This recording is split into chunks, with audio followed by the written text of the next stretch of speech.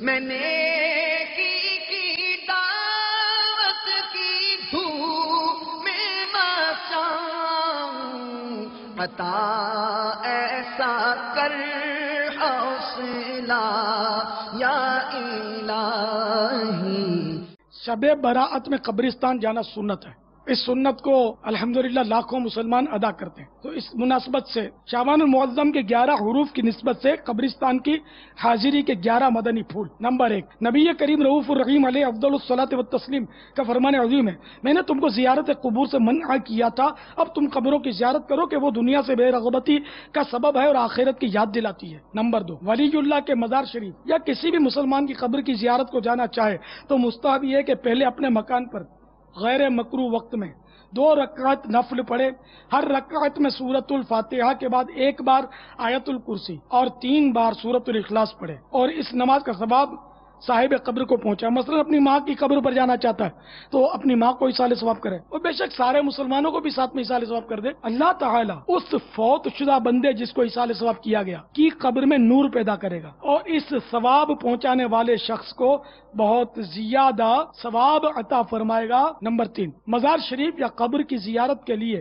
جاتے ہوئے راستے میں فضول باتوں میں مشغول نہ ہوں۔ 4، قبرستان میں اس عام راستے سے جائے جہاں ماضی میں کبھی بھی مسلمانوں کی قبریں نہ تھیں۔ جو راستہ نیا بنایا ہوا ہو اس پر نہ چلے۔ رد المختار میں ہے، قبرستان میں قبریں پاٹ کر جو نیا راستہ نکالا گیا ہو اس پر چلنا حرام ہے، بلکہ نئے راستے کا صرف گمانے غالب ہو تب بھی اس پر چلنا ناجائز و گناہ ہے۔ 5، کئی مزارات اولیاء پر دیکھا گیا ہے کہ زائرین کی سہولت کی خاطر مسلمانوں کی قبریں مسمار یعنی توڑ پھوڑ کر کے فرش بنا دیا جاتا ہے۔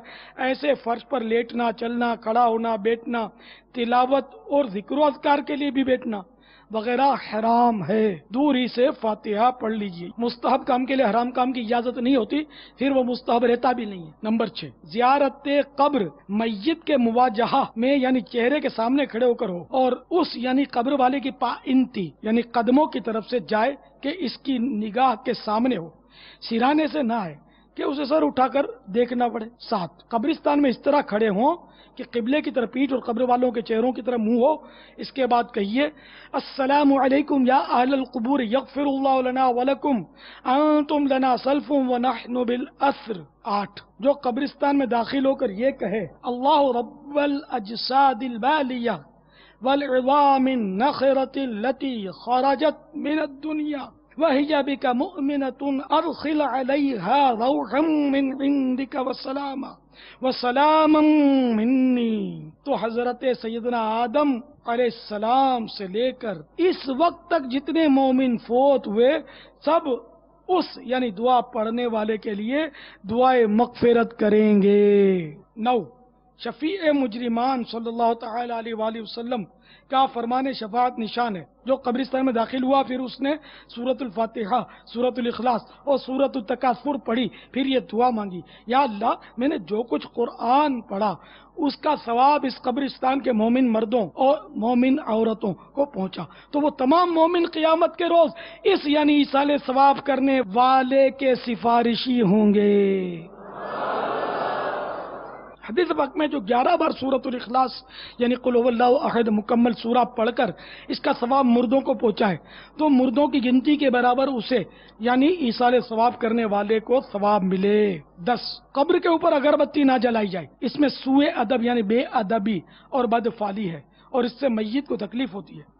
ہاں اگر حاضرین کو خوشبو پہنچانے کے لیے لگانا چاہیں تو قبر کے پاس خالی جگہ ہو وہاں لگائیں، کہ خوشبو پہنچانا محبوب یعنی پسندیدہ ہے۔ یہ نہ ہو کہ یہ قبر کسی کی اب مٹ گئی دب گئی اس پہ لگا دی، نہیں، قبر کبھی تھی نہیں، ایسی جگہ پر اگربتی لگائے، وہ بھی جبکہ حاضرین کو خوشبو پہنچانا مطلوب ہو۔ اعلیٰ حضرت امام اہل سنت رحمۃ اللہ علیہ ارشاد فرماتے ہیں، صحیح مسلم شریف میں حضرت عمرو بن عاص رضی اللہ تعالیٰ عنہ سے مروی، انہوں نے دم مرگ یعنی بوقت وفات اپنے فرزند سے فرمایا جب میں مر جاؤں تو میرے ساتھ نہ کوئی نوحہ کرنے والی جائے نہ آگ جائے۔ نمبر 11، قبر پر چراغ یا موم بتی وغیرہ نہ رکھے کہ یہ آگ ہے، اور قبر پر آگ رکھنے سے میت کو اذیت یعنی تکلیف ہوتی ہے۔ ہاں رات میں راہ چلنے والوں کے لیے روشنی مقصود ہو تو قبر کے ایک جانب خالی زمین جہاں پہلے کبھی بھی قبر نہ تھی وہاں موم بتی یا چراغ رکھ سکتے ہیں۔ میں نے کی دعوت کی دھوم میں مچاؤں، عطا ایسا کر حوصلہ یا الہی